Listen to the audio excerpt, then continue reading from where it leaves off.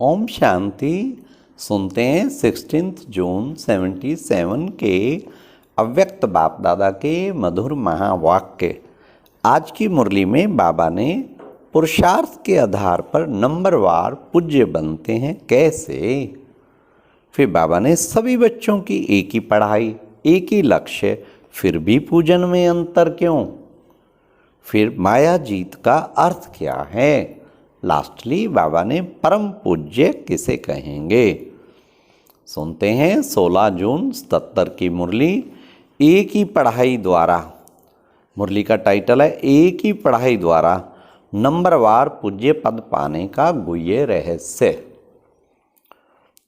सृष्टि के आधार मूर्त विश्व परिवर्तक आत्माओं प्रति बाप दादा के उचारे हुए महावाक्य। आज बाप दादा हर आत्मा के पुरुषार्थ करने के क्रम की गति और पुरुषार्थ अनुसार राजपद व पूज्य पद की गति, जो कि अति रमणीक और गुह्य, वह देख रहे हैं।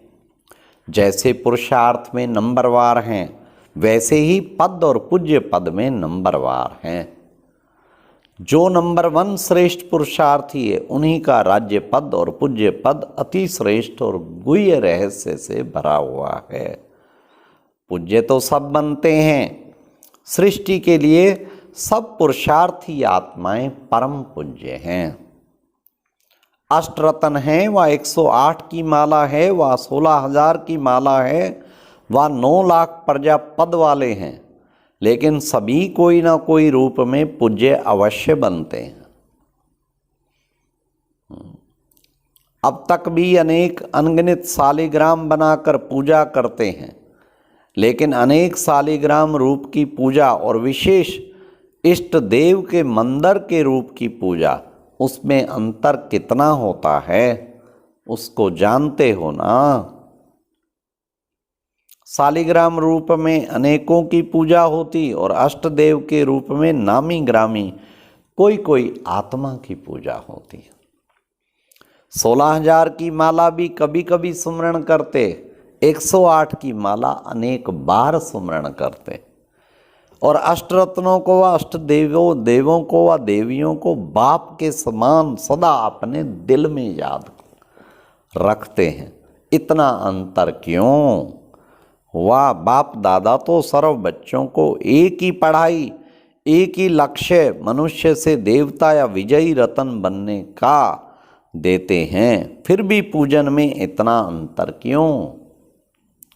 कोई की डबल पूजा अर्थात शालिग्राम रूप में भी और देवी या देवताओं के रूप में भी, और कोई की सिर्फ शालिग्राम रूप में माला के मणके के रूप में पूजा होती है। इसका भी क्या रहस्य है। अब सुनिए रहस्य। मुख्य कारण है आत्म अभिमानी बनने का लक्ष्य व आत्मिक स्वरूप में स्थित रहने का पुरुषार्थ। हर ब्राह्मण आत्मा जन्म से ही करते हैं। ऐसा कोई भी ब्राह्मण नहीं होगा जो आत्मानी बनने का पुरुषार्थी ना हो, लेकिन निरंतर आत्म अभिमानी, जिससे कर्मेंद्रियों के ऊपर विजय हो जाए। हर एक कर्मेंद्रियां सतो प्रधान स्वच्छ हो जाएं। इस सब्जेक्ट में अर्थात देह के पुराने संस्कार और संबंध से संपूर्ण मर्जीवा हो जाएं। इस पुरुषार्थ में नंबर बनते हैं। कोई पुरुषार्थी की कर्म इंद्रियों पर विजय होती है, अर्थात कर्मेंद्रिया जीत बनते हैं, और कोई कोई आँख के धोखे में, मुख द्वारा अनेक रस लेने के धोखे में, इसी प्रकार कोई ना कोई कर्मेंद्रियों के धोखे में आ जाते हैं। अर्थात संपूर्ण निर्विकारी सर्व इंद्रिय जीत नहीं बन पाते हैं। इसे निरंतर आत्मानी सदा कर्मेंद्रिय जीत। तो बाबा ने कहा, इसी कारण ऐसे कर्मेंद्रिय पर हार खाने वाले कमजोर पुरुषार्थियों की ऊंचते ऊंच बाप के बच्चे बनने के कारण, ऊंच बाप के संग के कारण, पढ़ाई और पालना के कारण, विश्व के अंदर श्रेष्ठ आत्माएं होने के कारण आत्मा अर्थात शालिग्राम रूप में पूजे जाते हैं। लेकिन सर्वकर्मेंद्रिय जीत न होने के कारण साकार रूप में देवी और देवता के रूप में पूजा नहीं होती। समझा? ये फर्क होगा। बाबा ने आज फर्क बता दिया। संपूर्ण पवित्र न बनने के कारण संपूर्ण निर्विकारी महिमा योग्य देवी व देवता रूप की पूजा नहीं होती। बनेंगे तो होगी। सदा बाप दादा के दिल तख्त नशीन न बनने के कारण व सदा दिल में एक दिल लेने वाले बाप की याद व सदा दिल पर दिल वाला की याद नहीं रहती। इसलिए भक्त आत्माएं भी अष्ट देव के रूप में दिल में नहीं समाती हैं। हाँ, निरंतर याद नहीं तो सदा काल का मंदिर रूप में यादगार भी नहीं। वाह वाह वाह, क्या शब्द बाबा मिला रहे हैं। वंडरफुल। तो फर्क पड़ गया ना। हाँ, निरंतर याद नहीं तो मंदिर का यादगार का मंदिर भी नहीं। सिंगल पूजा और डबल पूजा में कितना अंतर रहा। वह प्रजा का पूजन रूप और वह राज्य पद प्राप्त करने वाले का पूजा का रूप, इसमें भी अंतर है। विशेष देवताओं का हर कर्म का पूजन होता है और कोई कोई देवताओं का रोज पूजन होता है, परंतु हर कर्म में नहीं। कोई कोई का पूजन कभी विशेष निश्चित दिनों पर होता है। इसका भी रहस्य है। अपने आप से पूछो कि हम कौन से पूज्य बनते हैं। अगर कोई भी सब्जेक्ट में विजयी नहीं बने तो जैसे खंडित मूर्ति का पूजन नहीं होता है। पूज्य से साधारण पत्थर बन जाता, कोई मूल्य नहीं रहता है। ऐसे अगर कोई भी सब्जेक्ट में संपूर्ण विजयी नहीं बनते तो परम पूज्य नहीं बन सकते। पूज्य बनेंगे और गायन योग्य बनेंगे। गायन योग्य क्यों बनते? क्योंकि बाप के बच्चे बनने के कारण, बाप के साथ साथ पार्ट बजाने के कारण, बाप की महिमा के गुणगान करने के कारण, यथाशक्ति त्याग करने के कारण व यथाशक्ति याद में रहने के कारण बनती है। समझा? और पूजन का रहस्य है, पूजन का क्या रहस्य? एक पवित्रता के कारण पूजा होती और दूसरा श्रेष्ठ आत्माओं के सर्वशक्तिवान बाप द्वारा जो शक्तियों की धारणा की है, उन शक्तियों के भी भिन्न भिन्न रूप में यादगार के रूप में पूजा होती है। जैसे जिन आत्माओं ने विद्या अर्थात ज्ञान धारण करने की शक्ति संपूर्ण रूप में धारण की है, तो ज्ञान अर्थात नॉलेज की शक्ति का यादगार सरस्वती के रूप में है। संहार करने की शक्ति का यादगार किस रूप में है? दुर्गा के रूप में है। ज्ञान धन को देने वाली महादानी का सर्व खजानों के धन को दान देने वाली लक्ष्मी के श्रेष्ठ रूप में पूजे जाते हैं।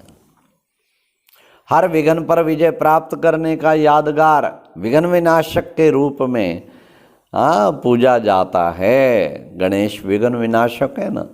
माया जीत अर्थात माया के विकराल रूप को भी सहज और सरल बनाने की शक्ति का पूजन महावीर के रूप में है। महावीर हनुमान जय श्री राम। क्या करता? बाबा कहते कितना भी विकराल रूप हो उसको सहज कर देना। माया के विकराल रूप को भी जीतने का यादगार है। तो श्रेष्ठ आत्माओं की हर शक्ति और श्रेष्ठ कर्मों का भी पूजन होता है। शक्तियों का पूजन हर देवी देवता के रूप पूजा के रूप में दिखाया हुआ है। तो ऐसे पूज्य जिन्हों के हर श्रेष्ठ कर्म और शक्तियों का पूजन है, उसको कहा जाता है परम पूज्य। हाँ, ये हैं असली परम पूज्य। नहीं तो कहीं टाइटल लगा लेते हैं परम पूज्य श्री श्री 1008 फला फला फला। बाबा कहते परम पूज्य की आज बाबा ने परिभाषा दी। तो सदा अपने को संपूर्ण बनाओ। चेक करो कि खंडित मूर्ति हूँ व पूज्य मूर्ति हूँ। गायन है ना संपूर्ण निर्विकारी व 16 कला संपन्न। सिर्फ निर्विकारी बने हो या संपूर्ण निर्विकारी बने हो। अखंड योग है व खंडन होता है। अचल है व हलचल में है। बाप क्या चाहते हैं? बाप क्या चाहते हैं? हर आत्मा बाप समान संपूर्ण बने। और बच्चे भी चाहते सब हैं, लेकिन करते कोई कोई हैं, इसलिए नंबर बन जाते हैं। अच्छा सुनते तो बहुत हो, सुनना और करना इसको समान बनाओ। समझा क्या करना है? क्या करना है? हाँ, अच्छा ऐसे परम पूज्य, सदा एक बाप को साथ रखने वाले, हर कदम श्रेष्ठ मन के आधार पर चलने वाले, ऐसे सृष्टि के आधार मूर्त विश्व परिवर्तक आत्माओं को बाप दादा का याद प्यार और नमस्ते। तो आज प्यारे बाबा ने कितना सुंदर हम बच्चों को सुनाया कि देखो जैसी तुम्हारी स्थिति वैसे तुम नंबरवार पूज्य बनते हो। तो सदा के जो पवित्रता की धारणा भी सभी पूरी करते हैं अच्छी तरह से, तो फिर उनका पूजन भी फिर वैसा होता है। हर शक्ति का बाबा ने कहा उसका भी अलग अलग यादगार बना हुआ है। तो ये बाबा के अनुसार हम अगर अपना चाहते हैं बाप समान ही हमारी पूजा हो, तो फिर बाप समान हमने स्थिति भी बनानी है। और यादगार खास माया जीत, माया के विकराल रूप को जीतने का यादगार महावीर, उस नशे में रहें। साथ साथ दुर्गा, दुर्गुणों को, विकारों को नष्ट करने वाली का नाम दुर्गा, विघ्न विनाशक, ये सारे टाइटल जो हमारे मिले हुए हैं, कोई भी विघ्न आए घबराना नहीं है, उसमें भी वो टाइटल याद करो, मैं विघ्न विनाशक हूँ। महादानी, ज्ञान धन वाली, देने वाली श्री लक्ष्मी के रूप में। तो ये सब हम अपने टाइटल खूब अच्छी तरह से अनुभव करें। कल तक इसका हर घंटे अभ्यास करें बिन बिन टाइटल्स का। ओम शांति। और अब यह एक बहुत अच्छी वीडियो भी जरूर देखें।